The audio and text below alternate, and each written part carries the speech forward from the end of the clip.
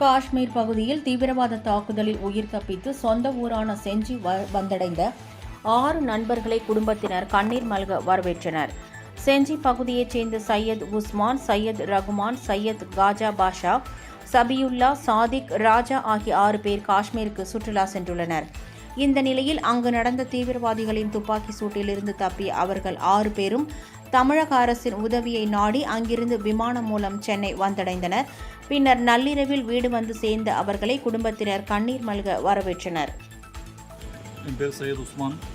நான் இங்கே செஞ்சி பக்கத்தில் அப்பம்பட்டுன்ற ஒரு கிராமத்துலேருந்து நாங்கள் ஒரு 6 பேர் நண்பர்கள் சேர்ந்து காஷ்மீருக்கு சுற்றுலா போயிருந்தோம். போன இடத்துல பஹல்காம் என்ற இடத்துல கீழே பாய்சரன் ஒரு ஏரியா, அந்த ஏரியாவில் நாங்கள் சுற்றி பார்க்க போயிருக்கும்போது அது எதிர்பாராத விதமாக பயங்கரவாதிகள் அங்கேருந்து டூரிஸ்ட்டை தாக்க ஆரம்பித்தாங்க, சுட ஆரம்பித்தாங்க.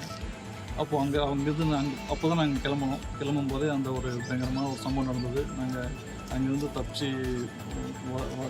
கிட்டத்தட்ட ஒரு 3 கிலோமீட்டர் மலையில் கீழே இறங்கி ஓடி தப்பிச்சு வந்தோம். எங்களுக்கு தமிழக அரசாங்கம் உடனே உதவி மையத்தில் நாங்கள் உதவி கேட்கும்போது அவங்களும் நமக்கு நிறைய வழிவகை செஞ்சு கொடுத்தாங்க, உதவி செஞ்சாங்க. நமக்கு சென்னை வர வரைக்கும் அவங்க தொடர்பு இருந்தாங்க. நாங்கள் தேசிய நெடுஞ்சாலை மூடப்படுறதுனால அங்கேயோ நாங்கள் மாட்டிக்குவோமோன்ற ஒரு பயம் இருந்தது.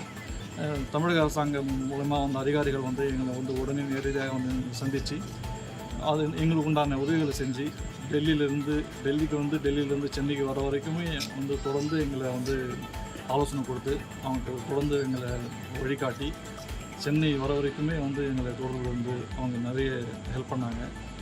தமிழக அரசாங்கத்துக்கும் நன்றி.